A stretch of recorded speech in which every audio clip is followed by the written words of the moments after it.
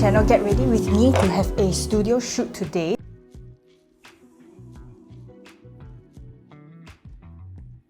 So I'm gonna just start from the skincare. I just came out fresh from the shower and I was rushing to dry my hair. So I have about 1 hour before I have to rush out the house. So I'm gonna start with some vitamin C serum. No, this is like a toner. And I am going to use a cotton pad. So I am really going to start by prepping the face well. And the reason why I'm using a cotton pad today, usually I can just put it on my hands, but it's really to do a little bit of physical exfoliation and make sure that all the dead skin has been removed from my face. So next, I am going to give myself a very quick facial massage. I'm going to use some vitamin C serum here. And I like this particular one. I don't know why it's like super expensive. I got it for free, but like this particular brand is nice because it's very slippery, so it's great for facial massage, and it also smells amazing. But for some reason, this costs like a few hundred, or I can't remember, it's either a few hundred or like $1,000 on their website. I got it for free, that's why I'm using it. Otherwise, I would never go near this product. Like, what the heck? Okay, and I also have a little like gua sha tool here, and I am just going to use this to really relax my face. I keep seeing this tool on TikTok, and I don't know if this is, I don't think it's the actual like proper gua sha tool, but it feels very nice. Okay, so I'm going to go in with a little bit of moisturizer, and I am just going to dot this around my face just to seal up everything and give it a good hydrating base. Now I'm going to finish off with sunblock because I will be in the sun. I'm using this one by Beauty of Joseon. Now for time's sake, I have already trimmed and neatened up my eyebrows, but if you haven't, that should always be your first step before you start your makeup. Always remember to make sure that your eyebrows are neat and trimmed, because then they'll be like fallout and then it's just a lot to deal with. But never mind, if you forget, you can always go in with a cotton pad and then clean it up. For makeup, I always like to start with a base first. Today, I'm going to go in with the Giorgio Armani Luminous Silk, and this is what it looks like. I feel like I have been under the sun a bit more, so I'm a little bit more tan nowadays. But usually I would go in with this by Etude House. This is a little bit lighter, but yeah, I don't think it fits my skin tone. But let me just test it out. Still a little bit too dark, so maybe I will mix the two. Oh yeah, see, this is too light, this is too dark. So I'm just going to go in and mix the foundations together to give myself the perfect shade. Okay, so I'm just going to use my fingers and spread out the foundation. And I've just mixed it on the back of my hand, and taking a sponge, I am going to go in and blend it all out, starting with the center of my face. I think recently there have been a lot more makeup artists using these little sponge, and I love these little sponges because I think they are so great at really making the foundation stick to the skin. So even better than like a beauty blender. And the good thing about these things, the good and bad thing about these things is that they are disposable, so you kind of use it and then dump it, which means it's a little bit more hygienic. So I'm not very sure what exactly these sponges are made out of, but they have this kind of stickiness to it that you can see they kind of stick to the foundation and stick to your skin, and I feel like they really just stamp in the foundation very nicely. Now I'm going to go in with concealer. I have the big concealer here, and I am just going to use this where I feel like I need a little more coverage, which is just under my eyes. But I think the foundation has done a pretty good job covering up most of my blemishes and dark circles. I'm just going to put a little bit where I think a little help is needed. Going in with the same sponge, I'm just going to gently tap it out.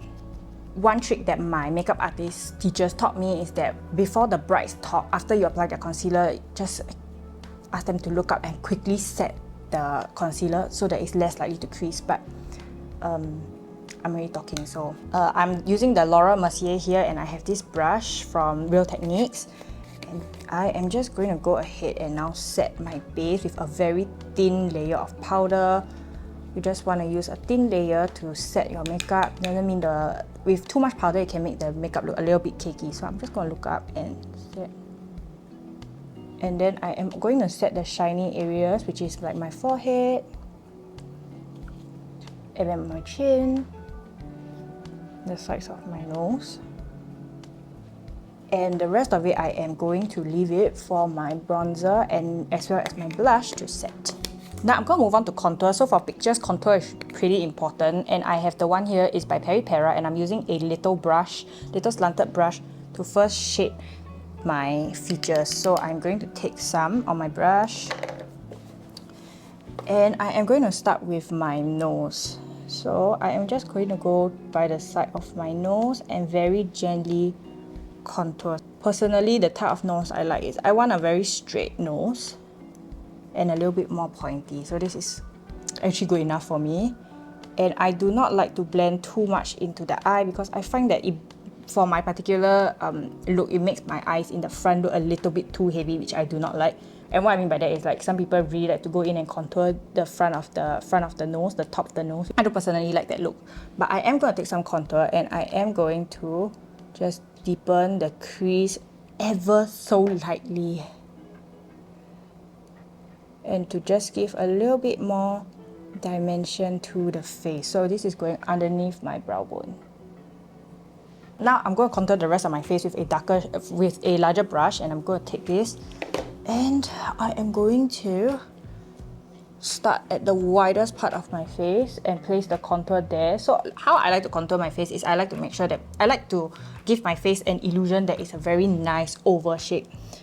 So I will try to then contour according to that. So contour is used to change your face shape. So I think a lot of times you can just do it according to how you prefer to look. So I like to make my face a bit more oval. I don't like my cheekbones to be standing out too strongly. And also I feel like I don't really like the side of my face. I find it looks a little big. So I'm just going to put a little bit at my jaw muscles right here to bring it in. Now for the eyes, we're going to keep it very simple. I am going to use a little bit of sheen, but mostly I am going to go back to the contour shade. I'm just going to take a little bit of the brown, the medium brown, and go in my eye and give it a nice brush over the lid. And then I'm going to take the same thing and put it for my lower lashes. And then now I'm actually going to go in with a proper eyeshadow, and this is by Chanel. This is their Christmas collection, so you can see it looks a little bit festive and fun. But we're just going to use this very sparingly because again, for business photo shoot. So I'm taking a smaller brush and then I'm just going to go in to this champagne shade just to brighten up the eye. We're not going to go anywhere near that gold because it's a little bit too festive. And I am going to place this just in the center of my eye to give it dimension in the photo also. And from the center, I just blend it inwards.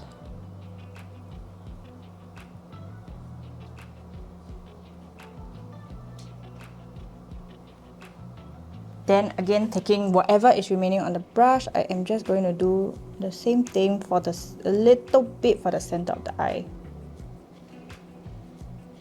So I'm going to go in and tightline my eye, and I am using this Clio Extreme Gel Espresso. I'm just going to tightline the outer third of my eye and not the whole way through.